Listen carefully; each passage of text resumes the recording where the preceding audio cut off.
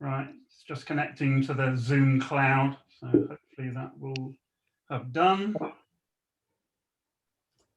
71. That's what I see. A minute, we've just got to go here. We are going to share the screen.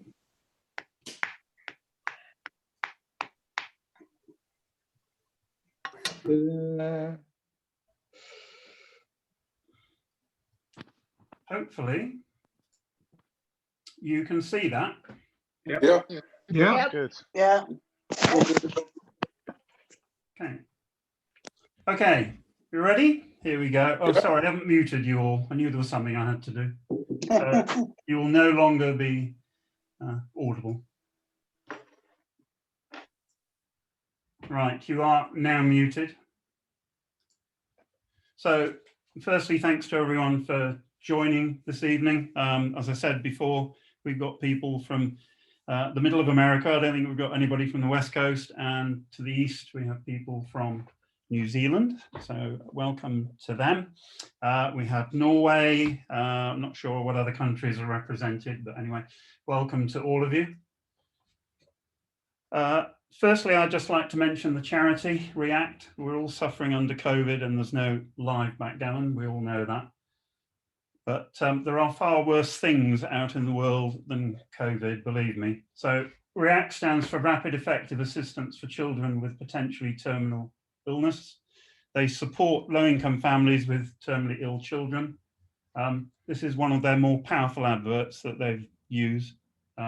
They've suffered a lot this year because most of their events have not taken place, or most of their fundraising events. So if you haven't contributed to the charity, I would ask you to do so. The link is there at the bottom. And if anyone really enjoys the lecture and has already contributed, do feel free to contribute again. So they're not proud, they will take your money, believe me, because they desperately need it. For those of you who don't know me, I saw a lot of faces on there, some of whom I know by name, but not visually. So this is me. This is the only advert you'll get from me this evening. I worked in telecoms and IT for years. Most of my latter career was spent with IBM. And luckily, my day job overlapped with my evening job eventually, and we'll come on to that in due course. The good news is I've played backgammon for 40 years, which gives me some level of knowledge. The bad news is I've played backgammon for 40 years, which makes me older than I would like to be, but that's life. Hang on, I've gone too far. I started writing for The Independent way back in 1994, which, as you'll see shortly, was a very good time to do that. And for the last year, I've now been writing a backgammon column for The Times once a week, and it's coming up to my first year anniversary. The column appears every Friday. It's in the printed edition and it's in the online edition. It is not yet in the tablet edition. It will be in the tablet edition as soon as the relaunched version of that is available. It was due in March, but COVID has delayed it. I've published 9 books. I will start a 10th on an intermediate guide to doubling fairly shortly. I describe myself as a player, analyst, teacher, and writer. Primarily, I'm probably a better analyst than I am player because I just can't get my PR down where I would like it, but that's true of everybody. PR stands for performance rating. And my website is there. It's got a wealth of backgammon tuition information, and there's a position of the day every day, Monday to Friday, and the solution is published the following day with some 5-6 lines of remarks to understand how you get to the solution. Okay, some opening remarks. This presentation was originally given at the Cotswold, Richard Biddle's Cotswold tournament a couple of years ago, maybe 3 years ago now. I would say that was a level 1 presentation. This is the level 2 version, so it's considerably enhanced from what was presented down in the Cotswolds. Luckily for you, it's not a level 3 presentation, which is a masterclass, which comes with worksheets, and you have to stand up in front of your colleagues and explain the reason for your solution. So you get off quite lightly this evening. As I've said when we were chatting just before we started, the PowerPoint version and also a PDF version for anyone who hasn't got PowerPoint, I'll put those on Google Drive tomorrow. They're too big to send out by email. And the Zoom recording will be available just as soon as I can post out the link to that. If you're watching this on the recording, you will see me probably in side profile because I'm using 2 screens to do this. So please forgive me if you only get the side view. In terms of approach, you're an audience with very different knowledge levels, and I have to cope with that to the best of my ability and make this understandable, I think, as far as possible to everyone. But we are dealing with a very complex topic, as you will see as we go through. What I will not provide is a silver bullet. You are not going to walk away from this and become a backgammon master overnight. That doesn't happen in any area of backgammon. Sadly, you have to put in a great deal of hard work. What I will provide is a framework. I'll teach you how to think about the backgammon. I'll pass on my knowledge as far as I understand it. We're going to talk quite a bit about computers in a minute, because without them, this presentation is not possible. So this is a starter for 10. It's up to you what you do with it. Now, as Einstein said, if you can't explain it simply, you don't understand it well enough. But it's always difficult when you're dealing with an audience with a wide range of skills to understand exactly what simply means to them. I know what simply means to me, but if I wander off into the complex occasionally, I apologize for that. But there will be times possibly when some of you may not follow everything that I'm saying. And so I apologize in advance for that, but I'm trying to pitch this in the middle somewhere.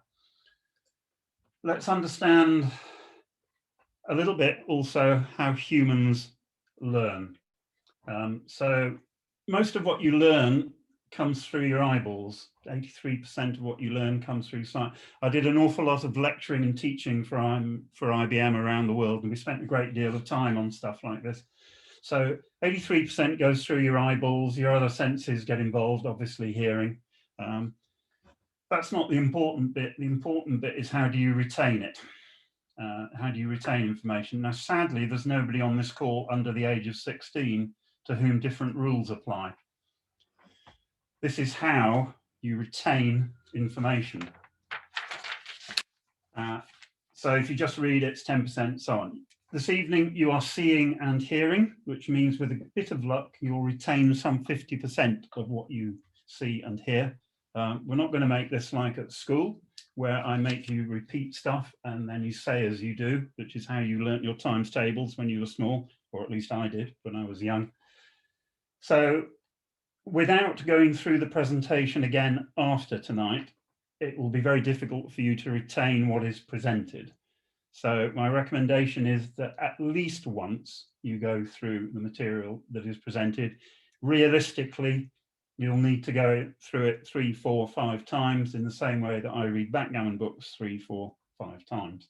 It's up to you. You can enjoy this, just listen and not spend any more time worrying about it than listening tonight and enjoying it. Sorry, so I should go back. Come on, mouse, be good. There we go. So it's up to you how you approach this, entirely down to yourselves. Now we need to talk about computers, because as I said before, without computers, this presentation would not be possible. If you played backgammon as I did in the late 70s and 80s, you were playing without understanding a lot of what is modern theory. Computers only entered backgammon in 1979, when Gammanoid, designed by a chess master called Hans Berliner, took on the then world champion Luigi Villa directly after the World Championship final that year. Gammanoid was a PDP-10 computer, for those who go back that far. Gammanoid won the match. It was a 7-point match. Gamanoid won 7-1. To give you some idea for those who understand it, the PR ratings for the two players, Luigi Villa was 6.7, which makes him just an expert, and the computer played to 12.75, making it an upper range intermediate. So that was the start of computer backgammon. It had a long way to go. They just weren't powerful enough, and the programming capability wasn't there. Expert backgammon, which followed, was available for the Mac and the PC, and was a tree search based program. So it played backgammon like many chess programs tried to play backgammon. Sadly, the number of variations and possibilities meant that it was not effective. It was useful and it taught us a great deal, but it wasn't particularly powerful. And then you come to what is in the yellow box, which is neural nets. I'm not about to explain the neural net theory of computing to you. There are people on this call who understand it far better than I do, but let me put this simply. A neural net computer is taught the rules of the game, and then it works out for itself what the best strategy is. And the first program that did that was TD Gammon in 1994, written by a guy called Dr. Jerry Tesaro. He worked for IBM and I worked for IBM, so I had quite a lot of conversations with him in the late 90s, trying to get my understanding of neural nets up. I will say that at a point in time, I blanked out because I don't understand some of how this stuff works. Suffice it to say, it is the only way of in current computing capability of getting a computer that is strong enough to play backgammon at a serious level. TD Gammon was done purely to prove the theory of neural nets. It was never made commercially available. It was followed by Jellyfish and then Snowy. I was involved in both of those, not from a technical point of view, but I rewrote the user manuals into readable English because they were both written by people whose first language was not English, so at least I contributed. GNU-BG is from the GNU Foundation. It was free software. It's largely fallen into disuse because of a poor user interface. I was contacted 6 months ago to see if I could help find some Unix programmers, but they're a bit thin on the ground. So for the moment, GNU-BG is not really going to move forward, which brings us to Extreme Gammon. Hang on, I've got one person to admit if I can do that. Yeah. Oops. Sorry, I've clicked the wrong button. I'll have to go back. Hang on, bear with me. Ooh. Sorry, there we go. I will try to admit the one person who is waiting to enter if I can, but if I'm not. Yeah, okay, done. So sorry, I've lost my thread. So Extreme Gammon came along in 2009. That was XG1. We're currently on XG2. There will shortly, hopefully, be an XG3, which is cross-platform, both Mac and PC. It's by far the strongest backgammon program in the world. The mobile version, XG Mobile, many of you will have on your tablets and phones. And that's great, it's good fun, but the serious work is done using the PC version, which is called obviously Extreme Gammon. It and its colleagues have revolutionized backgammon. There's no doubt about that. How do you determine what is the best play in any situation in backgammon? So before computers, all you could rely on was your experience and information from your peers and the so-called experts of the day. The problem with that is that a lot of it was wrong. So at the height of this, Barclay Cook wrote a book called Paradoxes and Probabilities with 168 problems in. It's since been discovered that 84 of those solutions are wrong. So that just gives you some idea that people didn't really understand backgammon until computers came along. The only way to test a position is to roll it out. So you start with a certain position, you roll that game out, you play it out to conclusion many times. I used to do manual rollouts, but the problem with manual rollouts is they don't give you statistically significant results. you could roll it out all night and you'll get nowhere. It might give you some ideas, but it really won't help you get the answer. So every position in this lecture has been rolled out a minimum of 1,296 times. So 1,296 is 36 squared. There are 36 possible dice rolls. Hope that helps. And basically, Extreme Gammon will give you the answer to any particular backgammon problem. So, and there are two types of question that you can ask it. You can ask it what the correct doubling decision is in any particular position. So here's an example of what you will see later on. These will appear with every position I present. If you're not interested in the deep technical matters, you can finish when the solution to the problem comes up. But the majority of people on this lecture know about Extreme Gammon, they know about rollouts. So you get the information, it's up to you what you do with it. So it tells you the best choice. You get an equity figure, which I'm not going to go into, but the bigger the number, the better off you are. You will see under winning chances at the top, it will tell you how often a player wins. It will tell you the percentage of gammons and the percentage of backgammons. That's the G and the B. And it will tell you the best choice. Interestingly, if the correct choice is no double, you get another figure.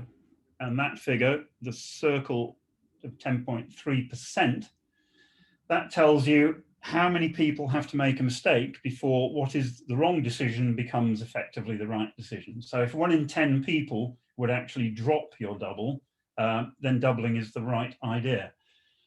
And this brings us to the point that when you play backgammon, you're playing another human being.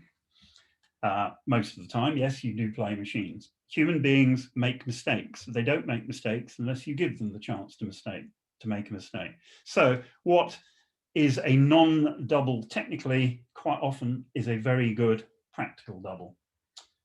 The second thing you'll get is you can compare moves. So here is the answer to a problem that you'll see later on. It gives you the moves in a ranking order. It gives you the equity figure, which again, the bigger the number, the better off you are. If you get a green figure on the right-hand side, that's what is technically classified in backgammon terms as an error. If it's red, that's a blunder. You can play lots of very good backgammon making errors. You cannot play lots of very good backgammon making blunders. And sometimes the blunder gets worse and worse. So what is a double blunder in equity terms, Kent Goulding will call a double whopper. And if you get beyond that, he will name it a double whopper with cheese. And you will see some horrendous errors later on. So we've got, sorry, just trying to admit one more person, if I can do it. No, I've done it again. Hang on, just hang on 1 minute. I'll stop admitting people in a minute because it's getting difficult to do. No, not able. All right, so how good is Extreme Backgammon going to become when we get to release 3? It will be better.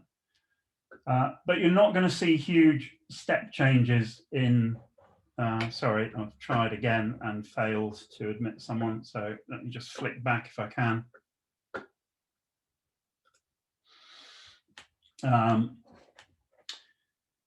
Extreme Backgammon will improve, but you're not going to get huge changes like we did in the 90s. So to quote Jeremy Begay, the pendulum of style continues to swing throughout the modern era, but the arc gets shorter as progress is made. So we're not going to see step changes in backgammon theory, but it will become more refined. Right, having set the scene, we're now ready to do the backgame. A backgame definition. A backgame is one where at least one of the players holds 2 or more anchors in his opponent's home board. Hopefully that's self-explanatory. And one final comment. Backgammon is like chess and go, is a representation of war. All old board games are basically war games. In battle, a numerical advantage is normally decisive. So this leaves us with a key statement. Do not let your soldiers, i.e. the checkers, leave the field of battle prematurely. It is very, very difficult to conduct a backgammon battle when you have a smaller army than your opponent. So not only in back games, but in every other form of the game, you do not want to put checkers out of play. And you'll see some of that as we go through this. Now I'm going to start in the middle. And we're going to start with the back game story. I'll end with a back game story later on. This is probably the most famous backgammon position in history just because it's appeared in so many books. Take your time briefly to look at it. This is a game played in Paradise Island Casino, Nassau in the late 1970s. Red is Walter Cook, the son of Barclay Cook. Walter died tragically young at the age of 37 of cancer. He was a swashbuckling player, and he's playing Jesse Sammis, whose only claim to fame probably is that he took part in this game. This is the first game of a 17-point match. You can see the score in the bottom and top right-hand corner of the board. And this position was reached in the very first game. And the question is, should red double? And if doubled, what should white do? So this appeared as problem 165 in Roberti's advanced backgammon, and Bill's solution was double and pass. I've used it in independent view. At that point, it was double and take. And subsequently, using the latest version of XG and doing many thousands of rollout, this is not even a double. Okay, so, but the players of the day had no way to know, other than their experience, what the right solution was. So it's not surprising that they got it wrong. A lot of backgammon in those days was, as I said, played based on experience. And if you look at the rollout, you can see here that the best choice is no double take, but it's a great practical double. If you don't know what your opponent's going to do, he might pass this, so you should give him the chance to pass it. So no one should criticize Cook for his double.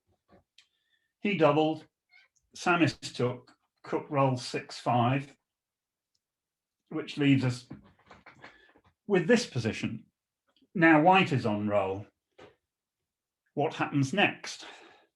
So what happened in practice was that Sammis redoubled to 4 because he had a double shot at red's blot. Modern theory will tell you that a double shot at a blot in a back game is virtually never a double. Only 20 rolls hit, 16 miss. And if you miss, you could end up losing a gammon if your opponent plays on, or you could be cubed out. So this is nowhere near a redouble. So as you can see there, it's a massive, massive, massive mistake to blunder. But they're probably both, backgammon was played in much more swashbuckling style in the 70s, so we'll forgive Sammis for redoubling. Anyway, he missed and he rolled 6-1, which leaves us with this position. Now the cube is on 4, Cook is back on roll. Again, what happens next? Is it a double? Is it a take? Well, red's got more checkers off, but he's got a lot of rolls that leave another shot.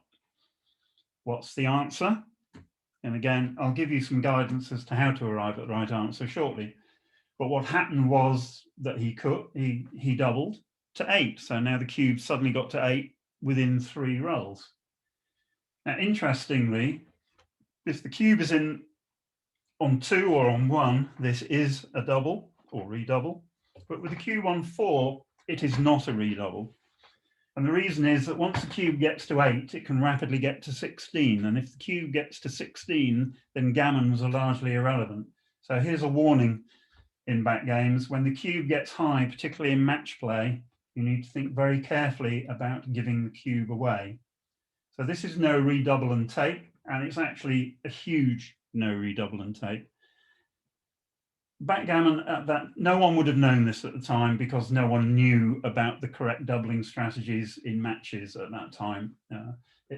They just weren't good enough. They didn't have the knowledge to get it right. No redouble and take. He redoubled, Sammis took. Now the cube's on 8.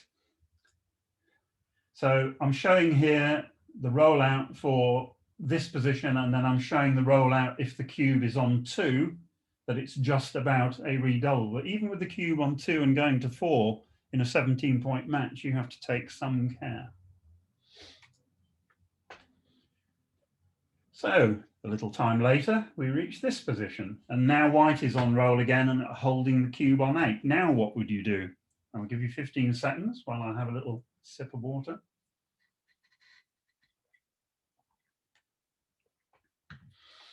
So Sammis reasoned that if he missed this shot, probably he was going to lose a gammon. He was going to be 16-0 down. So he redoubled. But again, it's no redouble and take, because you shouldn't be giving up the cube here now, because you might miss this shot but hit the last blot later on and save the gammon. So you're giving away something again, which is a tremendous asset. And it's not quite as bad as his last redouble, but it's pretty bad in modern theory. So again, when the cube gets high, you really need to take great care before you give it away. However, this time he hit. And finally, he hit, closed out his board. Meanwhile, red moved a checker occasionally when he was coming in. And we reached the denouement. So now the cube is on 16. The position is as shown, red is on roll. What is the correct cube action? I'll give you another 15 seconds.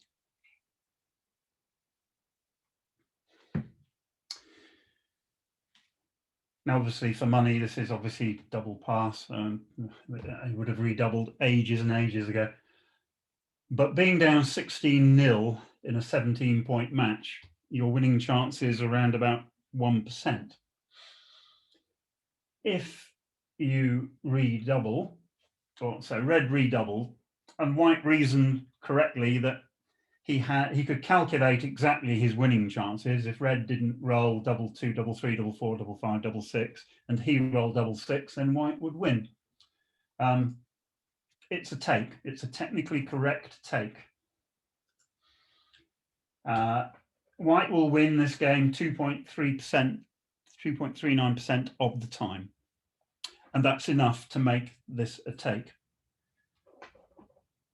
And of course, you'd never have read about this position if the ludicrous didn't happen.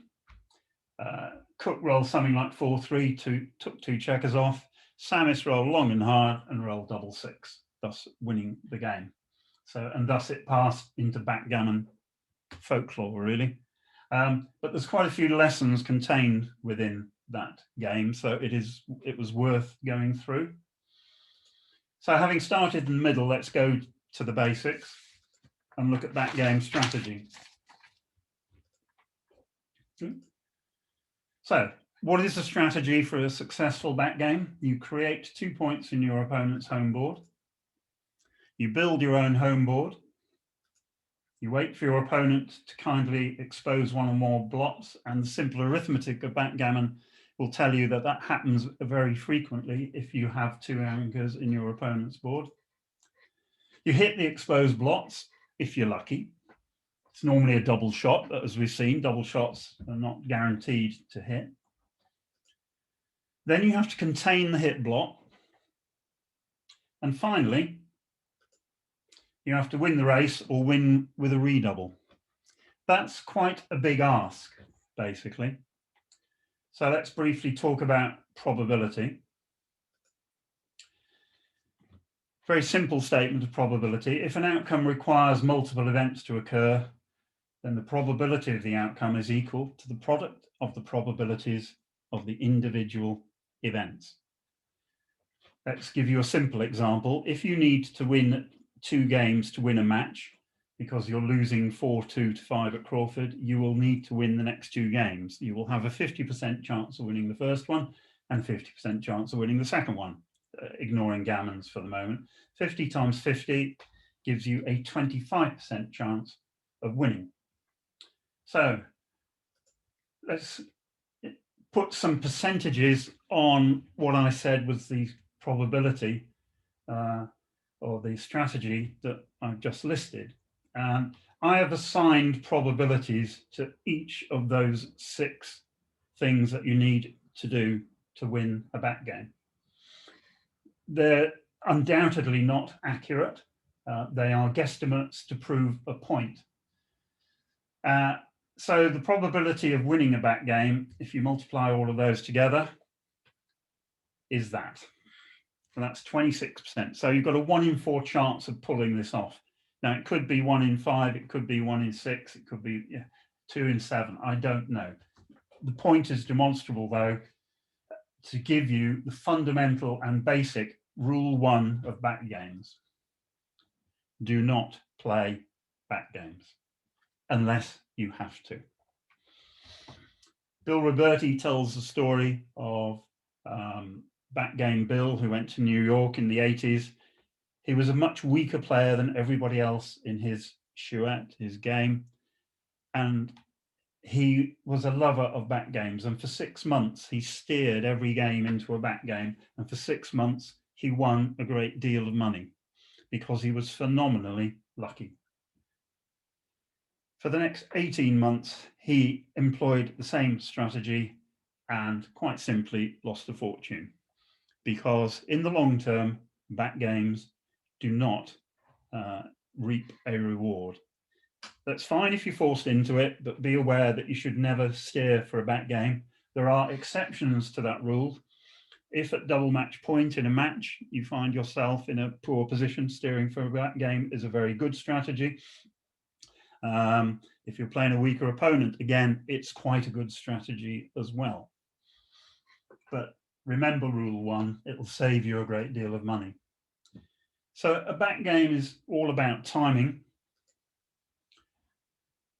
There are 5 types of backgame: well-timed, super-timed, perfection, in the balance, and busted. And I'll show you all 5 of those. This is a well-timed backgame. Red is playing a 1-3 backgame. He has not yet built his board. The pip count for the 2 players are shown in red. So red is 198 and white is 97 in this position. They're shown at the bottom and top of the bar. Red is 100 checkers behind, and we'll give you a rule for this slightly later on. But all being well, red will build his board, and when he gets a shot, he will still be in a good position to maintain, constrain the blot that is hit. So from here, red will win 51% of the time, according to Extreme Gammon. He doesn't win many gammons. Meanwhile, his opponent will only win 48% of the time, but he will win a lot of gammons. So in equity terms, red is not a favorite. It's another reason for not playing backgames. So that's well timed. The next one is super timed. So white already has 6 rear checkers, blots all over his board. And this is clearly, hopefully you would recognize this as being, oops, I've lost, this is double pass. Sorry, I forgot to do the pop-up at the bottom, but only a tremendous optimist would take this as white, because white's board is probably going to look horrendous by the time he actually manages to escape checkers. And there's another key factor that comes in with super timed games. If you look at the winning chances line on the rollout, white will lose a backgammon 13% of the time. So as I said, an optimist might take this, but this is an extreme case. White has been laying blots around to be hit, which is a technique for slowing yourself down. That's fine. But this has gone too far, and this is already a very, very big pass. Backgame perfection. So here red has established the 2-3 backgame. He's got a reasonable forward position. He has his opponent's 8 point, which means he has connectivity between his backgame points and the rest of his checkers. And not only that, but he can still win by going forward. So he has multiple game plans. So this game could go many, many different ways. It's still not a double, despite the fact that red will win 55% of the time from here. just because of all the gammons he loses. So, but that is back game perfection. In the balance is right on the cusp. This is the position that we saw, position 1 from the Cook-Sammis game. And we've already seen that that is no double take. This game again could go either way. It's not clear. And finally, busted. So this is a busted back game. So White has crunched his home board. He has 2 dead checkers. The spares on the 3-point and the 4-point will never do anything for a living. Meanwhile, Red is going to win an awful lot of gammons and some backgammons as well. So if you were to take this, you would be beyond optimist. It's now we reach a point where actually Red is too good to double. He should, provided this is a match and not a money game where the Jacobi rule would be in effect, Red should play on for the gammon. You play on for the gammon if you're twice as likely to win a gammon as lose the game. And here, Red is certainly guaranteed to be that. You'll still notice, however, if this was double match point, White is still going to win this position 10% of the time, which is remarkable given the state of the board. There's always a chance in backgammon. So, as you saw with the Sammis position, you can win with a ludicrous double 6 on the last roll, so never give up. Which brings us to the doubling spectrum, and talking about doubling, which we will do very shortly. Firstly, this is a doubling spectrum, so you go from no double take, your position improves, you get to double and take, then the position becomes too strong and you double and your opponent will pass, and ultimately you reach the too good to double and pass situation that we just saw in the last position. The 2 biggest errors I see in backgame play, and one is a corollary of the other, people forget about the score in a match, and critically, they make decisions which are based on their experience of unlimited games or money games. They forget to play on, and that is the second error. People not playing on when they should do, because they have that little bit of fear in the back of their mind. But what if I lose? And yes, strangely enough, in backgammon, you will lose from time to time. That doesn't mean it's right to cash and take a point. Quite often, you should play on. So add that to your list of things to do. Now, which back game should you play? The best back games are 1-3, 2-3, and 1-2. That says only with exceptional timing, which I'll explain in a minute. Okay back games are the 2-4 and the 3-4. Average back games, 1-4 and 2-5. These are the points that you hold in your opponent's board, just to reiterate that point. Poor back games, 3-5 and 4-5, unless your opponent's got an outside prime. It's a prime in his outer board. These are ineffective back games. And not really a back game at all is the 1-5 back game. That's really an ace point holding game with a bit of added vigorish or extra. So in general, you want the back game points close to each other. And then the key thing that you need to know is that for good timing, i.e. the ability to play the back game well, you need to be trailing by a number of pips equal to your 2 anchors. So for a 1-2 back game, you have 2 checkers on the 24 point, 2 checkers on the 23 point. That means you need to be at least 94 pips behind to make it a viable back game. This figure was something that Moshi presented in either the UK or Cyprus one year, and it's proved to be a very, very good guide. So if you aren't 90 odd pips behind, you're likely to be running into trouble, and it will help you immensely in making the doubling decisions if you hold that rule in your mind. So this is an example of a 1-2 back game. As you can see, red is 86, white is 200, white trails by 114 pips. Therefore, this is a well-timed 1-2 back game. But the 1-2 back game is very difficult to time, precisely because of what happens. Red cannot play already any sixes. When his 8 point is cleared, he cannot play any fives. That means his bearing will be incredibly slow. Meanwhile, white has got to move, and if he rolls a couple of big doubles himself, despite being 100 and odd pips behind, he could still crash his board. So with a 1-2 game, you probably need to amend Moshi's rule to say you need to be slightly more behind than just the total of the pips on the 2 anchors. So it's still not a double though, and we'll explain why in a minute. So for a long time, I've had a debate and people will ask me, what's the best game, the 1-3 or the 2-3? And I was never really sure of the answer to that question until I think this was Phil Simborg posted this position on Facebook one evening. And I had a quick look at this. So there's a dice roll there. How does red play 2-1?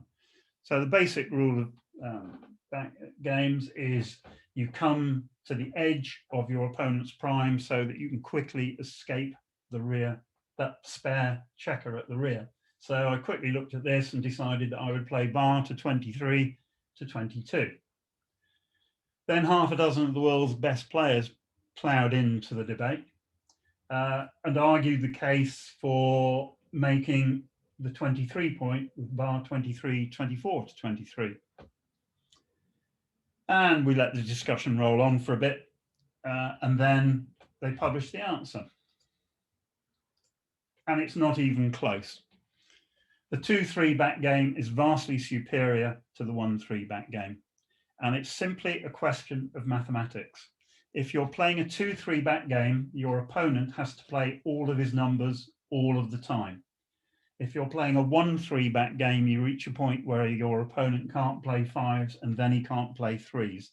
So the player bearing in against the back game can sometimes slow himself down. And surprisingly, if you take the 2 red checkers from red's midpoint and put them on the bar point, then the right play is still bar 23, 24, 23 because of the reasons that I have outlined. So I now always steer for the 2-3 back game in preference to the 1-3 back game. Lesson learnt. So when do you double? A back game. Assuming the back game's player's home board is intact, the correct time to double a back game is when you have 3 points to clear in front of the back game player's front anchor. That rule was stated by Kent Goulding. Whether he derived it by himself or in discussion with Bill Roberti, I don't know.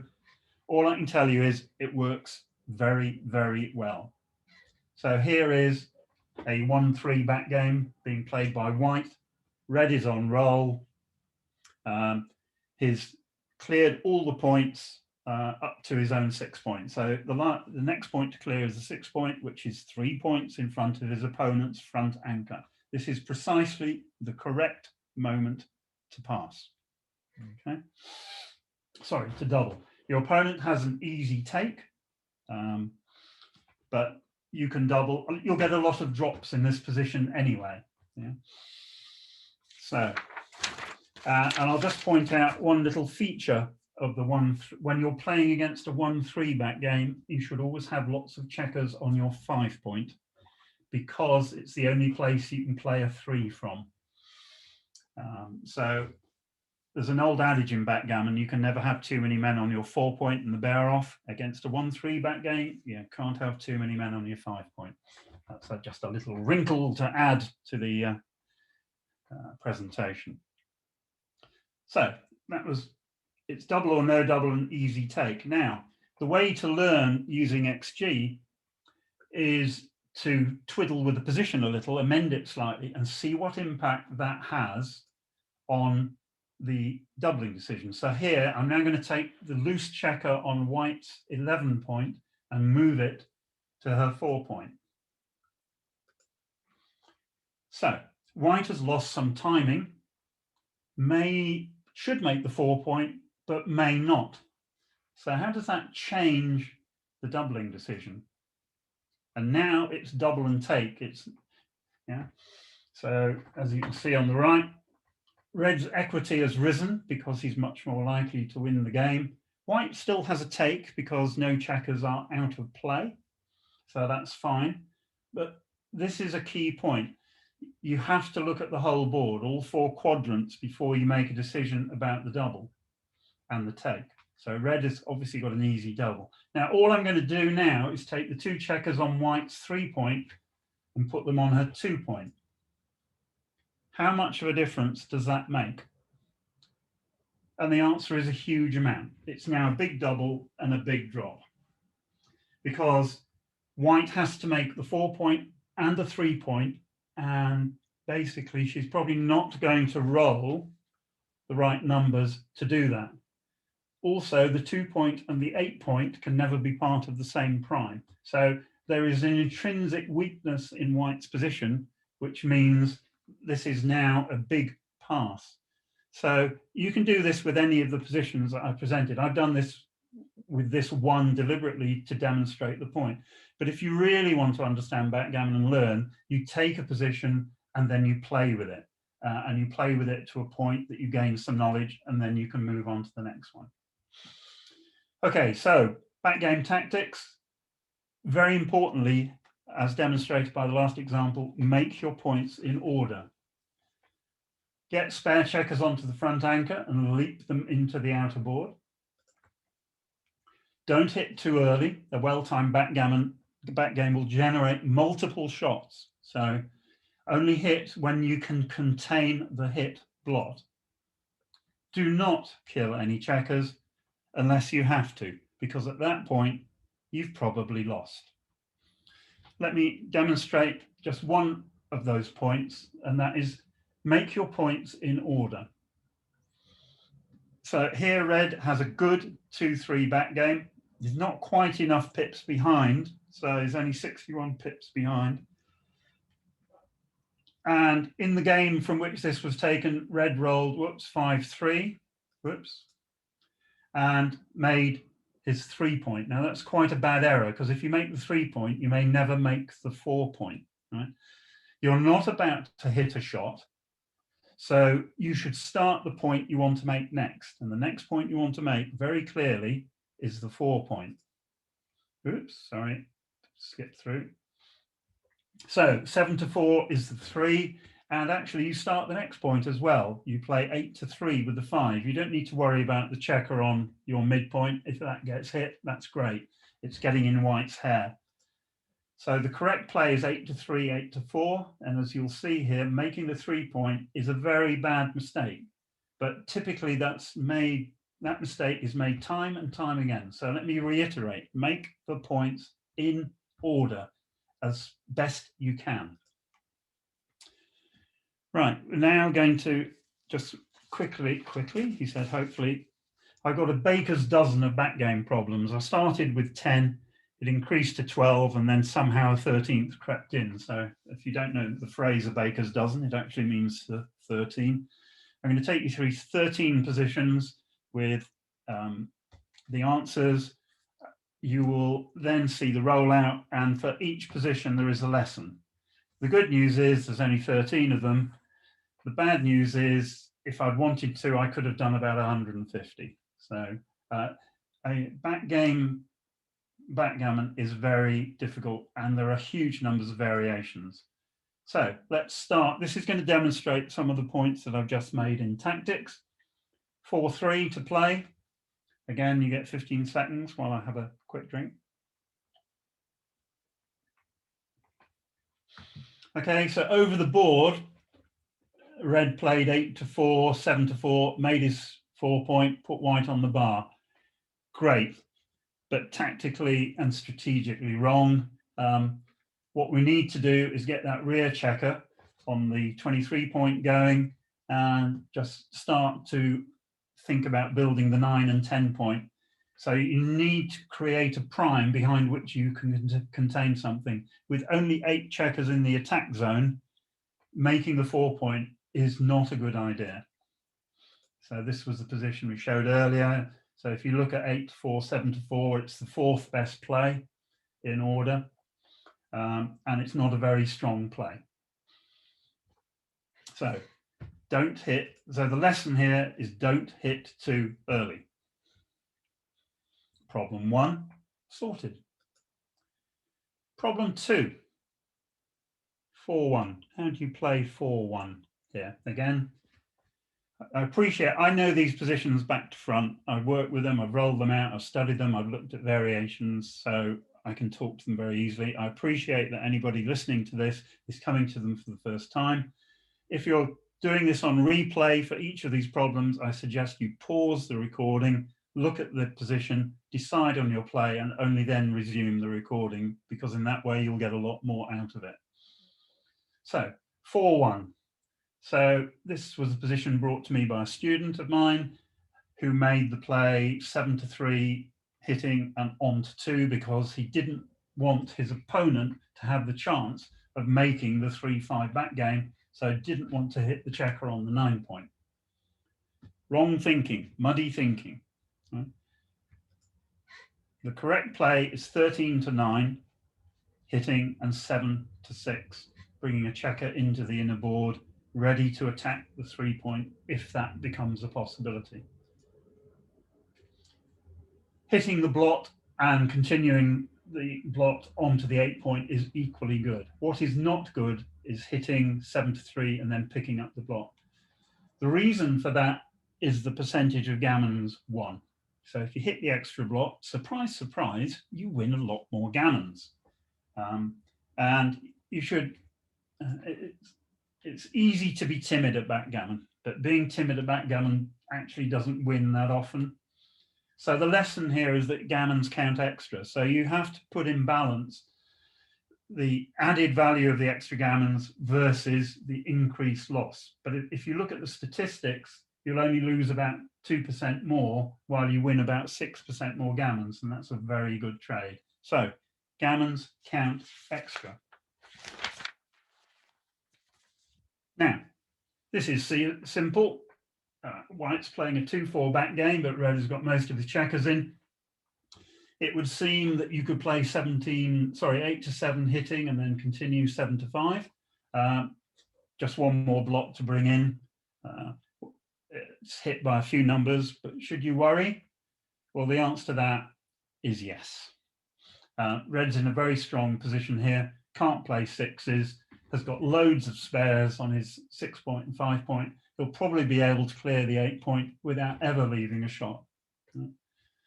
Leaving a shot is the first time that we see a red figure in the rollout. So that's a blunder. And the lesson is, don't give gratuitous shots when you don't need to. There will be times when you need to take risks. This is not one of them. Okay? So don't leave gratuitous shots. This is not a particularly easy problem. Red has a 3-1 to play. White has a 1-4 back game, and pretty disastrously for her has 4 checkers on red's ace point.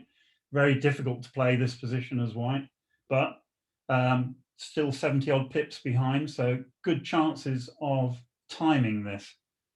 So again, what's your play? And the gut reaction of most players is to play 24-20, hitting the blot on white's 5 point. Again, it's the wrong idea. You need to take away as much timing, i.e. playable pips from your opponent as possible in positions like this. So the correct one is 13-12 hitting. You then have a choice for the 3. You can just continue that checker on, 13-12-9, or the more surprising play, perhaps, if you're not used to the technique, is to hit and then drop the checker on the 6 point onto the open 3 point. The idea behind that play is to have that checker hit so that is recirculated, so that slows down red. Don't forget, back games are a battle of timing, so red is quite legally allowed to slow his timing down in the same way that white tries to slow her timing down. In terms of the rollout, it's actually very close between the 2 plays. You might be more comfortable not exposing that additional blot on your 3 point. There's no difference, in fact, really in equity between the two plays, but just be aware of the technique. If you have spare checkers sitting on top of your prime, they're not doing anything. It's best to get them into play if you can. Years ago, 20 years ago, I had lessons with Paul McGreal for 6 months, which rather helped my game. And this was one of his key lessons in back games. You need to make all of the checkers work. So try to destroy your opponent's timing. Doesn't matter which side of the back game you're playing, your objective is to destroy the timing. Problem 5 is interesting, only in so much as before the advent of computers, nobody in the world would have made the right play. So again, take your 10 seconds, have a look. And you might be surprised at the correct play. You bring a checker in with the 2 and you play 3 to 2 hitting, exposing 2 blots in your board. It might seem like suicide, but this refers back to the previous lesson. You need to try and destroy the timing. Those 2 blots on the 3-point aren't really taking part in the war. The war is being fought further back. So having another of those checkers recycled is not a problem for red. If you look at white's side of the board, she only has 7 checkers in the attack zone. She's not going to be able to contain any hit checkers. But meanwhile, if red has to come in and come around again, white might have to run out with a few checkers and destroy her timing. So it is a concept that has been taught to us by the bots. Bot stands for robot, in case you're not familiar with the term. The 2 best plays both involve hitting. So it's a technique that you can learn and subsequently use. The first time you use it, you might get a little bit scared, but it's all again about making the checkers work. So recirculate checkers where appropriate is the lesson. Next one, red to play double 4.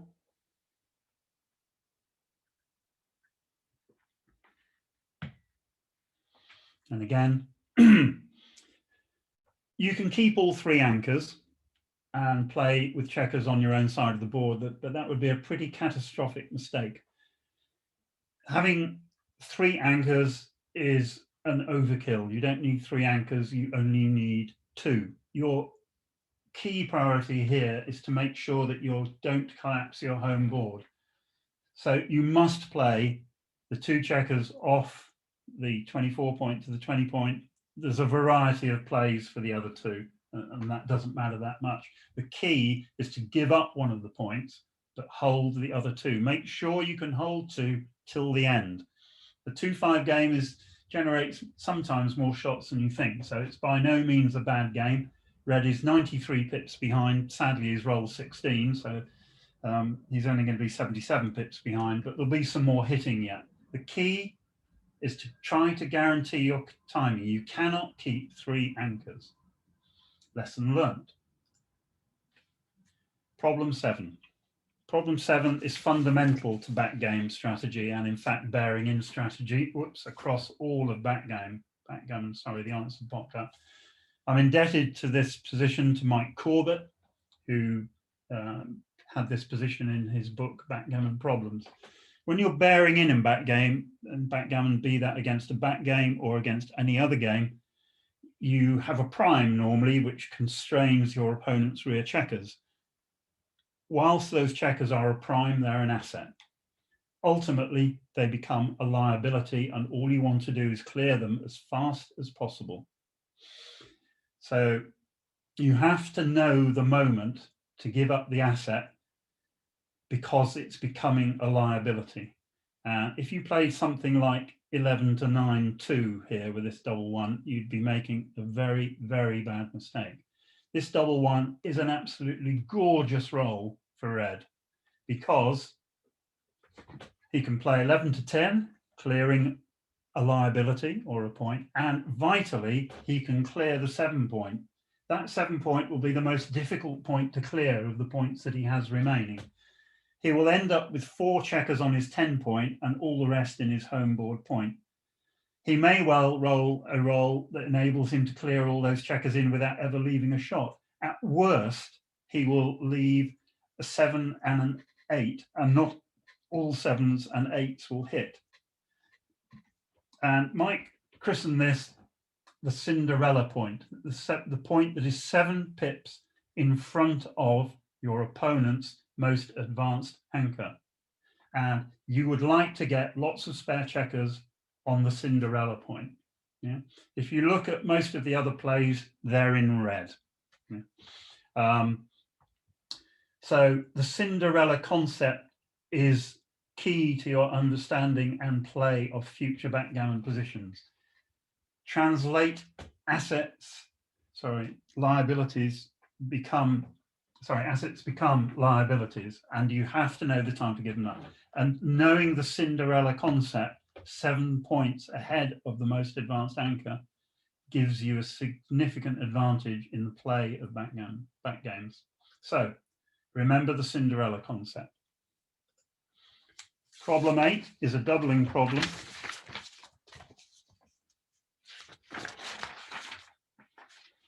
Oops, just getting my notes. There we go. Okay. So White's playing a 1-2 back game, but she's not definitely playing a 1-2 back game. So her position is very poor. This is a strong double, but it is still a take, right? Only just, because White can translate into a 2-3 game, a 3-3-4 game in some variations, 2-4. She'll always have the 2 anchors. It's just a question of which anchors she ends up with. And because there is that possibility, the position is a take. That doesn't mean you shouldn't double as red, but is it really a back game? It could become a weird sort of holding game, and White could end up with, say, the 23 point and her opponent's bar point. Red has only got a 2-point board, which allows this to be a take. If you put the spare checker on the 6 point onto the 4 point, this will become a rock solid pass. But while there is still some flexibility, White is perfectly entitled to take, provided she knows how to play the position. So is it really a back game? Yes, it probably is, but it's not definitely a back game. Another cube problem. Red is on roll. Red has reached the optimal doubling position of having cleared all the points bar 3 in front of the frontmost anchor. So obviously he should double. Should White take? Now the 4-5 game is not as strong as the 1-2, 1-3, 2-3, 2-4.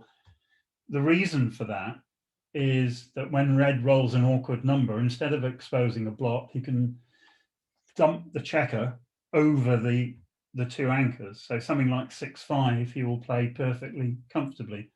The concept is known as a room at the back of the bus, right? But White equally well loses far fewer gammons here than if she was playing a 1-3, 2-3, 1-2 game. So the answer to this particular problem is you can take or drop depending on what you feel like. It's up to you.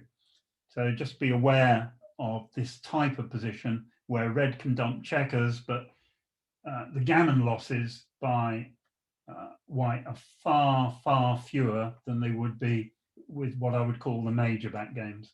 So think about gammons all of the time when you're making doubling decisions.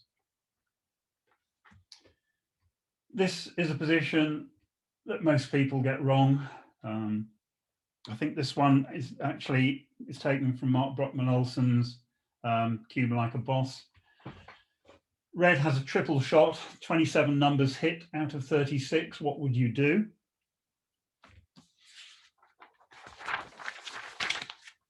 And the answer is, it's not a redouble. And it's not a redouble by a very long way. A triple shot, I'll put the lesson up.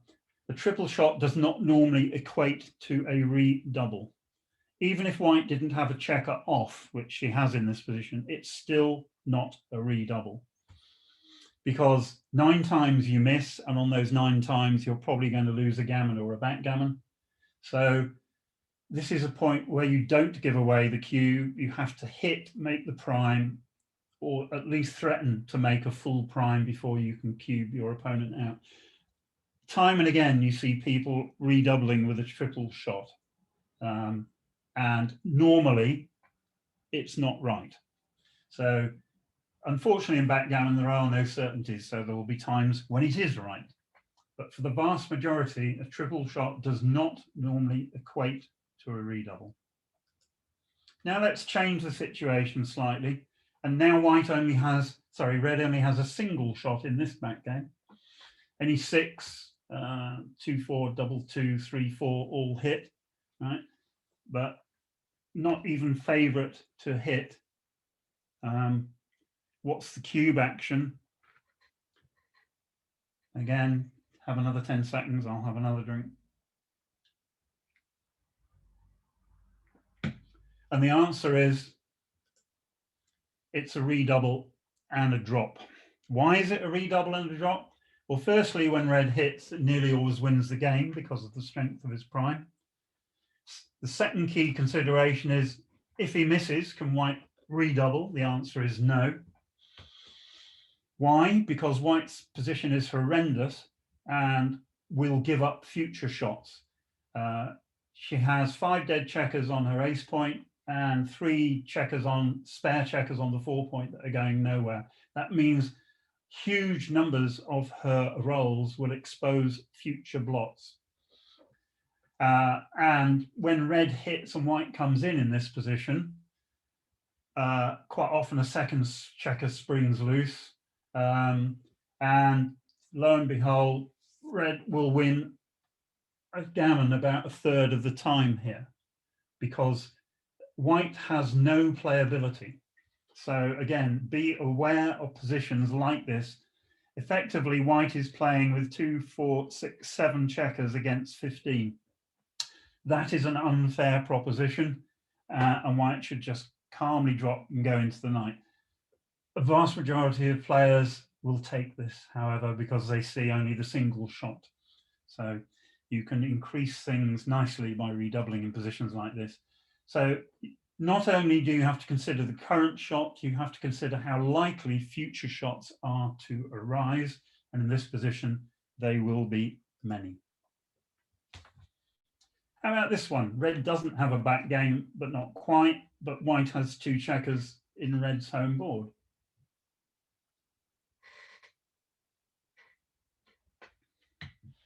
And again, if you haven't seen it before, you may not know the answer. You may be able to work it out from first principles. This is what I call a phantom back game. So red may well roll a 4 and have a real back game.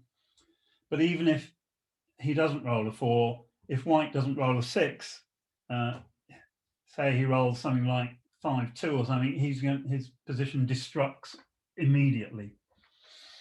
So this is a very volatile position. And it is a double, and it is also a take because if red stays on the bar and white rolls a 6, she is going to win a lot of gammons and can potentially win with a redouble. So it's a big double, but it's also a big take.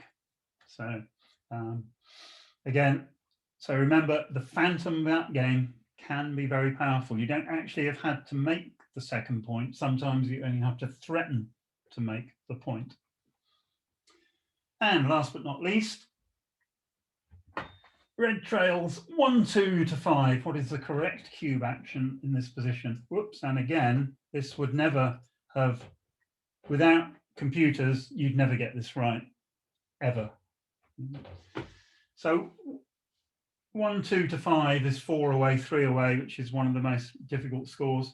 If red loses a gammon here, he will lose the match. If he loses a single game, he will be 4-1 down with a 17% chance of winning the match. Not very good. In most situations like here, you would at least wait for the double shot before redoubling. But actually, you could lose your market here. It's a very volatile position. And strangely enough, the correct answer is that this is a redouble and a take. Your equity is negative, but it's still correct to redouble. It basically puts the match on the line. The cube's on 4. Whoever wins the game wins the match. Red will win 37% of the time from here, according to the rollout, which is much better than all the other variations. If he loses a gammon, it no longer matters. If he loses the game, it doesn't matter.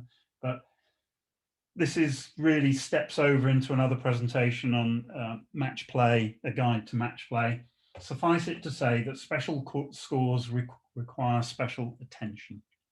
And I'll leave that one there for future study.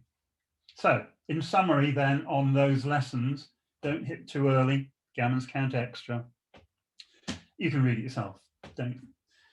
The key ones, the Cinderella concept is very important here. The triple shot thing is very important.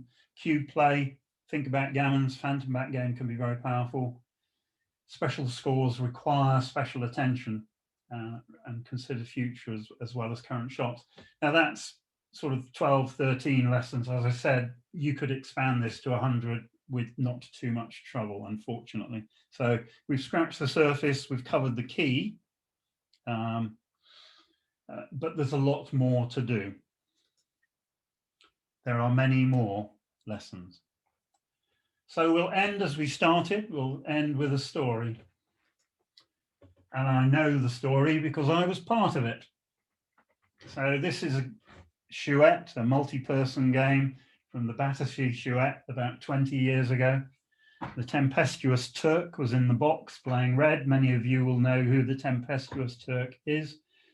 Let's say at that time, smoking was not banned in pubs, so the whole board was wreathed in cigar smoke.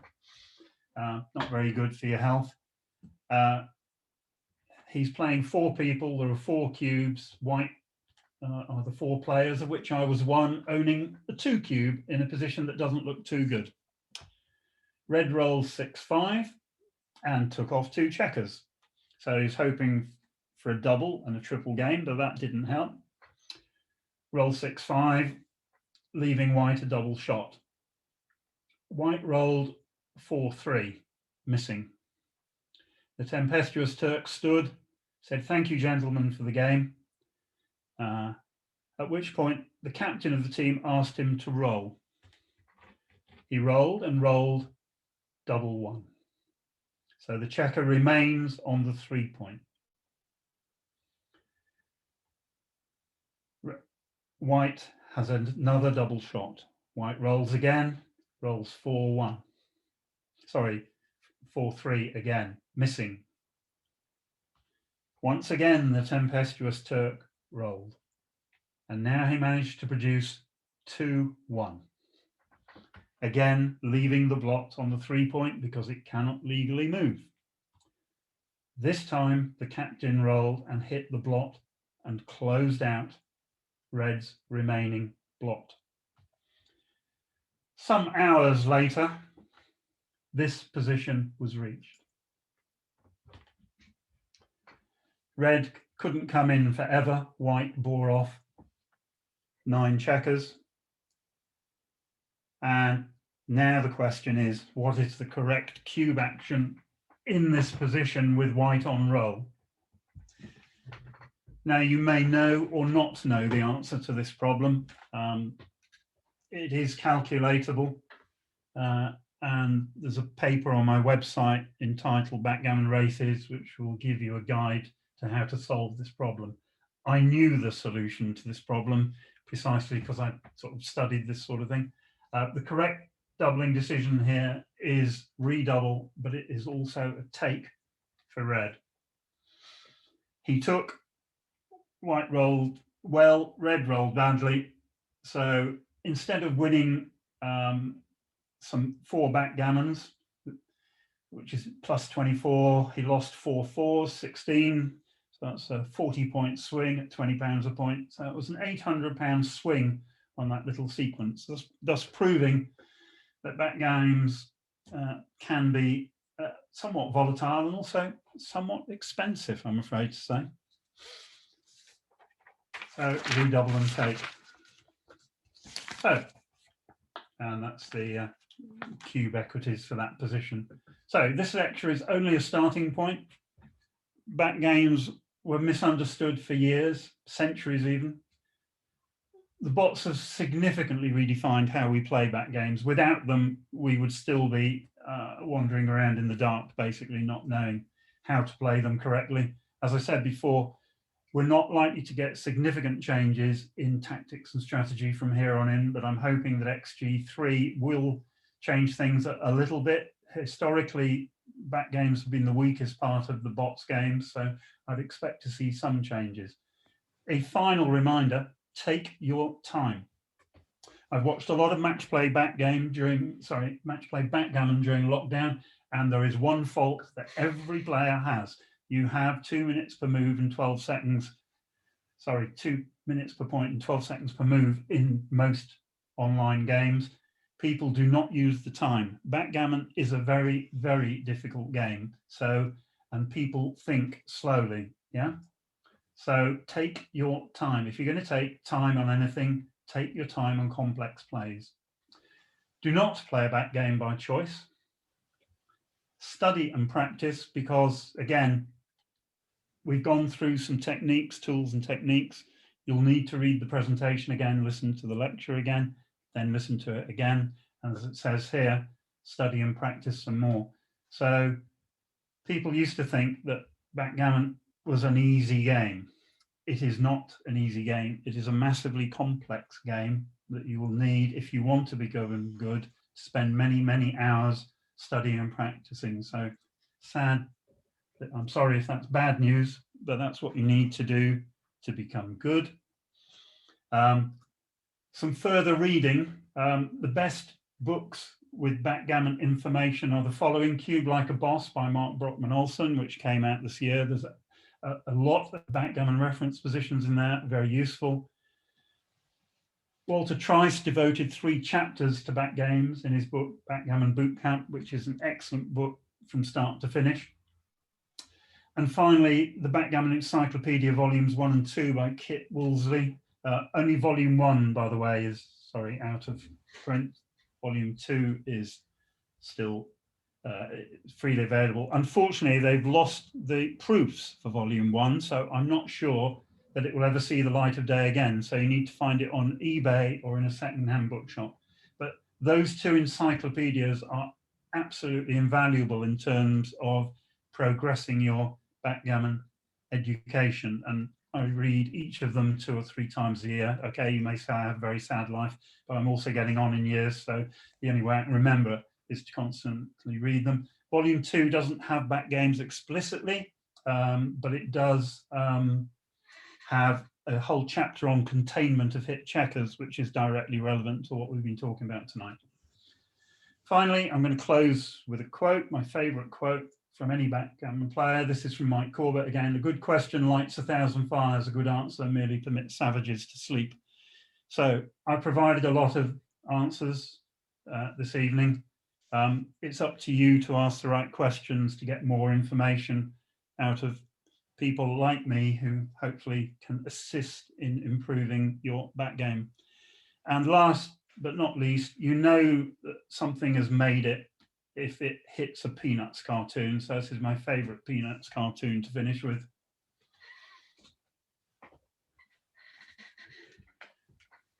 And if you don't know what an aardvark and a raccoon is, I'll explain after we've finished. So, ladies and gentlemen, that took 1 hour and 20 minutes, which was pretty much on my estimate. I hope that what you've heard has been helpful. I hope it improves your game.